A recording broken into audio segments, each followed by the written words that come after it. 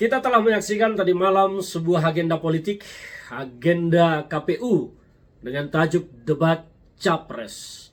Ketika pasang Capres memaparkan visi misi terkait topik yang diangkat tadi malam, yaitu permasalahan hukum, HAM, kesejahteraan, kerukunan, dan lain-lain.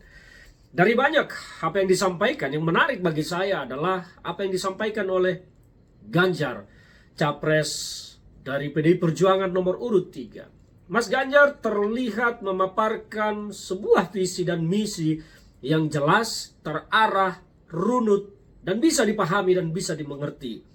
Demikian juga Anies Baswedan menyampaikan pemaparan yang memang runut tetapi kesannya terlalu tinggi dan terlalu mengada-ada. Nah, apa yang disampaikan oleh Capres 02 oleh Prabowo Subianto, saya tidak menemukan di sana ada pemaparan visi, misi tentang korupsi, tentang penegakan hukum, tentang HAM. Yang ada hanya menjual keberhasilan Pak Jokowi. Saya agak bingung.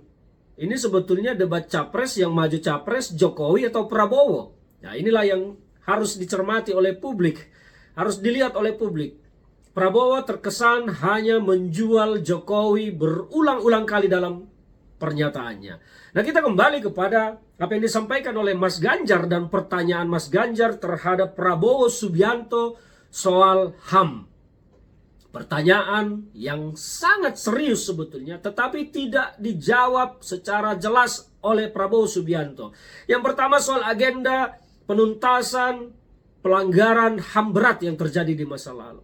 Yang kedua, soal aktivis-aktivis yang masih belum ditemukan hingga pada saat ini dan hilang. Pak Ganjar bertanya kepada Prabowo, apakah Pak Prabowo bisa menunjukkan di mana mereka kini berada? Kalau memang sudah meninggal, di mana makam mereka supaya keluarganya bisa menziarahi kubur mereka? Tapi Pak Prabowo tidak menjawab sama sekali. Soal agenda penegakan hukum terhadap pelanggaran HAM berat, Prabowo hanya akan menjawab, oh siap, kita berani, kita akan buat. Tapi apakah itu benar? Saya melihat itu hanya sebuah kamuflase belaka. Andaikan saya tadi malam yang bertanya, maka saya akan bertanya kepada Pak Prabowo Subianto. Pak Prabowo, apakah benar Bapak yang memerintahkan dan terlibat menyuruh penculikan, penghilangan para aktivis pada era reformasi 1998?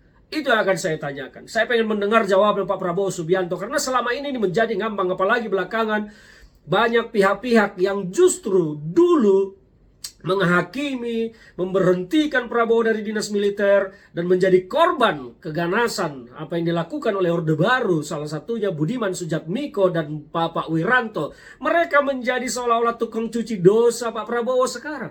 Padahal dulu pada pemilu 2014 Wiranto tegas-tegas berkata soal keterlibatan Prabowo. Bahkan dialah yang waktu itu menjadi Panglima ABRI menghentikan masa dinas Prabowo. Tapi sekarang berbicara seolah-olah ini hanya jadi isu 5 tahunan, isu 5 tahun. Kenapa jadi isu 5 tahunan? Karena Pak Wiranto juga tidak pernah mendorong Presiden Jokowi untuk menyelesaikan masalah ini. Padahal Pak Wiranto adalah salah seorang one team press yang berhak memberikan masukan kepada Presiden. Kenapa sekarang bahasanya begitu? Ingin menghapus jejak sejarah hitam Prabowo Subianto? Ingin melindungi Orde Baru? Nah, inilah yang kita sayangkan. Demikian juga Budiman Sujatmiko berusaha membersihkan Prabowo Subianto dari dugaan pelanggaran HAM berat yang terjadi era reformasi lalu. Kembali kepada debat tadi malam. Saya tidak menemukan harapan dari visi misi Pak Prabowo Subianto. Juga tidak menemukan harapan realistis, rasional dari visi misi Anies Baswedan. Saya hanya menemukan visi misi harapan yang realistis dan rasional pada Ganjar Pranowo. Prabowo tidak punya sesuatu yang akan dilakukan soal penegakan hukum, HAM, kerukunan. Karena Pak Prabowo di lingkarannya kita bisa melihat siapa yang bergabung di sana. Ada Haikal Hasan, ada Neno Warisman, semua tahu mereka siapa. Jadi apakah Pak Prabowo bisa bicara tentang kerukunan? Tidak. Anies Baswedan apalagi? Dia hanya bicara masa saya paling banyak izin diterbitkan. Tetapi siapa yang menyokong Anies Baswedan? Jadi masyarakat harus paham, harus memilih siapa. Masyarakat harus mengerti siapa yang harus didudukkan menjadi pemimpin. Kita adalah orang-orang yang cinta bangsa. Kita adalah orang-orang yang menginginkan Indonesia tetap menjadi Indonesia yang sesungguhnya. Indonesia yang sama ketika didirikan. Bukan Indonesia yang kemudian berubah menjadi negara yang tidak jelas, yang hanya ada untuk kekuasaan beberapa orang saja. Harapan saya kepada seluruh masyarakat, cerdaslah memilih pemimpin kita.